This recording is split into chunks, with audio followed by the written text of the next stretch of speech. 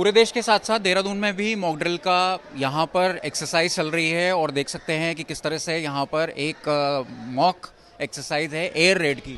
तो air red का siren जैसे ही बजा, सब लोगों को यहाँ पर अंदर छुपने के लिए कहा गया और यहाँ पर सिविल डिफेंस के कार्यकर्ता भी देखे जा सकते हैं और इसके साथ साथ जो पुलिस है, एसडीआरएफ के तमाम कार्यकर्ता यहाँ पे मौजूद हैं। आप देख सकते हैं कि सब लोग दीवार का सहारा लिए हुए यहाँ पर लोग हैं और सबको अंदर छुपने के लिए कहा गया है। जैसे ही सायरन बजा है, यहाँ पर पुलिसकर्मी भी देखे जा सकते हैं, एसडीआरएफ के जवान भी मौजूद हैं और सब लोगों ने इस समय यहाँ पर कोने में छत के साथ या फिर दीवार के साथ पनाह ली हुई है। किसी को भी बाहर निकलने की यहाँ पे इजाज़त नहीं है क्योंकि किसी भी समय एयर रेड हो सकती है। और इस एयर रेड की मॉक एक्सरसाइज में पूरी तरीके से यहाँ पर देखिए पूरा आईएसबीटी जो है सन्नाटे में तब्दील हो गया है। जैसे ही हूटर बजा, हूटर के पहली आवाज़ के साथ जिस तरह से यहाँ पर सिविल डिफेंस, पुलिस, एनसीसी और तमाम जो स्काउट गाइड की जो यहाँ पर टुकड़ियाँ हैं, उन्होंने अपनी अपनी ड्यूटी संभाल ली है। और सबसे पहला काम होता है लोगों की जान बचाना, जिससे कि कोई भी तितर बितर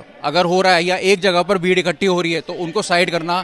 ये देखिए साइड करने के लिए कहा जा रहा है और देख सकते हैं कि पुलिस यहाँ पर किस तरह से और सिविल डिफेंस के भी कार्यकर्ता हैं।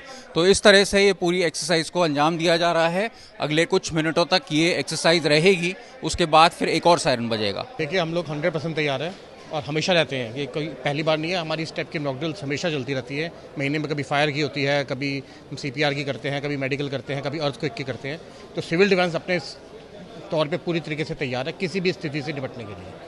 आज ये जो मॉक ड्रिल की गई है, इससे पहले भी आप लोगों की तैयारियां होती हैं? हाँ होती है। से होती है हमारे को जैसे हम लोग फायर फाइटिंग के लिए काम करते हैं, कहीं आग लग जाए उस बिल्डिंग से कैसे निकालना है, उसमें कैसे फर्स्ट एड पहुंचानी है या कैसे फायर टैंकर्स को काम करना है, कहीं कोई इमरजेंसी में रास्ते में एक्सीडेंट हो जाता है तो कैसे उसको आपको मरीज को हैंडल करना है, कोई आदमी मूर्छित हो जाता है, किसी की हृदय गति बंद हो जाती है तो सीपीआर वगैरह कैसे देना है, सारी फर्स्ट एड की हमारे को पूरी ट्रेनिंग दी जाती है। फायर की पूरी ट्रेनिंग दी जाती है। अर्थक्वेक के टाइम पे किसी भी टाइप की इमरजेंसी के लिए हम लोग ट्रेन किया। आप लोगों ने किस तरीके से अभी ये था कि हमारे को सायरन बजेगा, उसका टाइम फिक्स था। उस टाइम के हिसाब से हम लोगों को जितने लोग यहाँ पे मौजूद थे उन लोगों को ये बताना था कि हम लोग कि एयर स्ट्राइक के टाइम पे आपको किस तरीके से व्यवहार करना है, अपने आप को कैसे सुरक्षित करना है, अपने परिवार को कैसे सुरक्षित करना है। उसके ये था कि आप चौखट के नीचे चले जाएं, अगर आप बंद जगह में हैं, अगर आप खुले मैदान में हैं तो आप लेट जाएं कान उल्टे होके। इस तरीके से जिस तरीके से भी आप उस इमरजेंसी के अंदर अपने आप को संभाल सकते हैं, अपने आप को मोबिलाइज कम से कम करें ताकि कम से कम कैजुअलिटी हो, कम से कम नुकसान हो। तब मॉक ड्रिल की गई है। हमें कंट्रोल रूम से सूचना प्राप्त हुई है कि दुश्मन ने हवाई हमला किया है। हम लोगों ने उसके लिए सायरन बजाकर एक आम जनमानस के साथ साथ अपने सिविल डिफेंस के वॉलंटियर्स को इसमें सचेत किया है, जो कि वो आम लोगों तक पहुंचकर उनको इस हवाई हमले के बारे में सुरक्षित पहुंचने के लिए, जनधन की हानि को कम करने के लिए संकेत देंगे, मैसेज देंगे। अभी उनके लिए एक सेफ हाउस बनाया गया है, जहां सेफ हाउस में शेल्टर हम उनको देंगे।